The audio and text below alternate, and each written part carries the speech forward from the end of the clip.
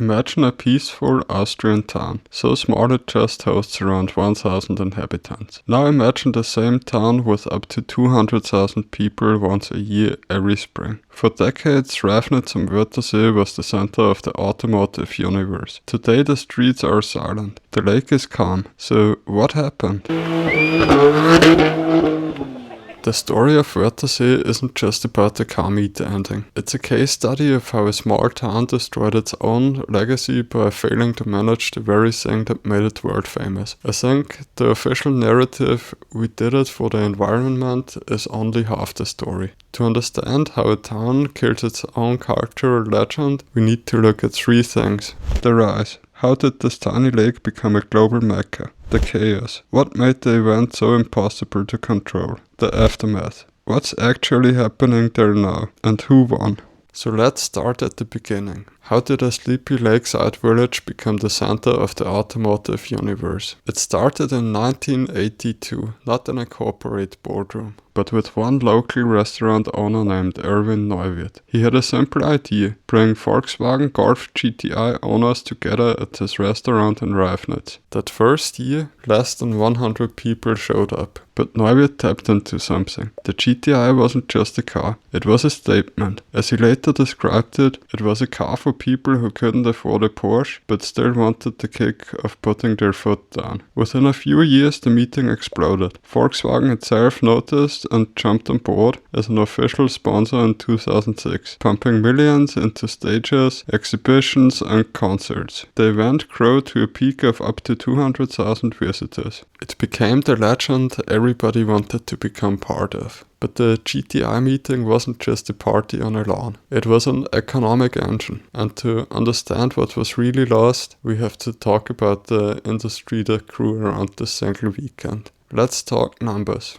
According to the Austrian Economic Chamber, the GTI meeting generated an estimated 20 million euros in value creation every single year on that one weekend. Now, 20 million is a big number, but let's break it down where the money actually went. First, the hotels and restaurants. For the Wörthersee region, May is traditionally the pre-season. Cold water, fewer tourists, but for decades the GTI meeting turned May into the peak season. Hotels and guest houses were booked out months in advance. When the event was cancelled, hotel occupancy rates reportedly dropped to 30 to 40% of what they used to be. One hotelier put it bluntly: the absence of the GTI guests is a catastrophe for the economy. Second, the extended season. This wasn't just a 4-day weekend. Hardcore fans arrived up to 2 weeks early for pre-meetings, and they returned in September for the season final. In total, local businesses profited from this car culture up to 21 days a year. Third, the parallel economy. Think about it. Thousands of people buying GTIs, Audis and Seats specifically to present them at the lake. That means tuning shops, painters, wheel dealers, detailers, an entire ecosystem of businesses in the region lived off this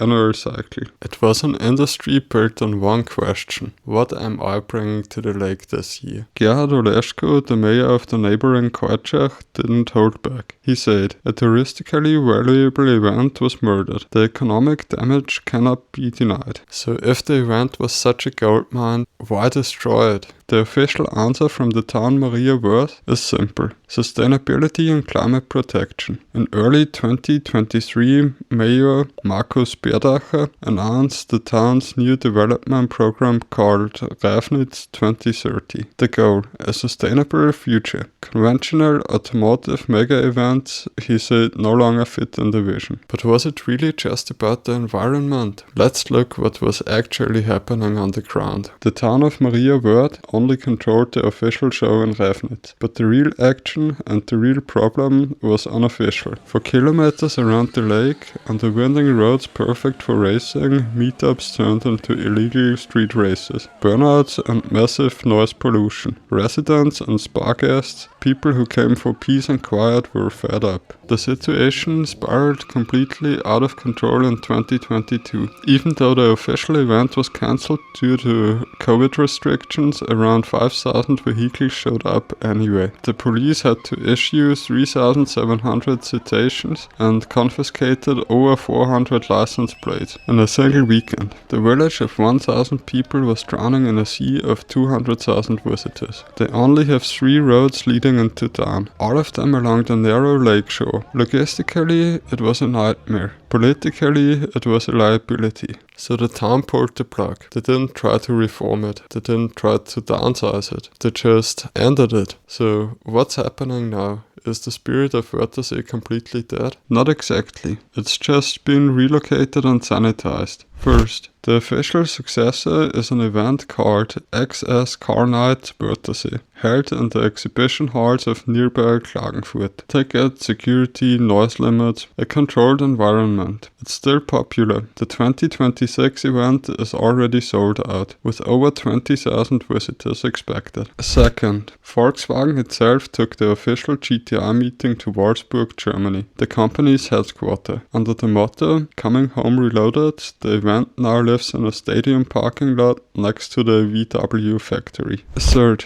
despite the official ban, fans still come. Social media groups are organizing convoys from Vienna, Linz, Salzburg, and even Germany and Switzerland for May 2026. But here's the difference. They are not filling the hotels in Reifnitz anymore. They are not eating at the lakeside restaurants for 2 weeks straight. The economic center of gravity has shifted away from the small community that built its identity around this event. The lake is still there. The roads are still there. But the legend has been reduced to a trade show in a convention hall. But here's what I keep coming back to. This isn't just about the car meet ending. It's about what we lose when we choose silence over solutions. First, the lost opportunity. The town had options. Permits, designated zones, spreading the load to nearby communities. The Nürburgring manages crowd. Goodwood turned the meet into a global institution. Maria Wörth had models to follow. They chose the nuclear option instead. Second, the lost legend. Wörthersee wasn't built by a marketing department. It grew from the ground up. 100 people to hundreds of thousands. 40 years of real passion. Real people, real cars. Legends like that don't come back. Third, the destroyed culture. Think about the kid saving up for his first GTI. The local mechanic whose shop was full every April. The waiter who made half his yearly tips in 3 weeks. That ecosystem of craftsmanship and community wasn't replaced. It was just removed. The streets are quiet now. The parking lots are empty. The residents can sleep. But Wörthersee went from being a destination to being a cautionary tale. A Wikipedia entry, a memory. And that's not just a loss for car people. It's a loss for anyone who believes culture should be managed, not erased. The lake is quiet now. The legend lives only in old YouTube clips and memories of those who made it there. What do you think about the whole Wörthersee situation? If you like that type of content, please let me know and subscribe. It would really help me. Thanks for watching and see you in the next one.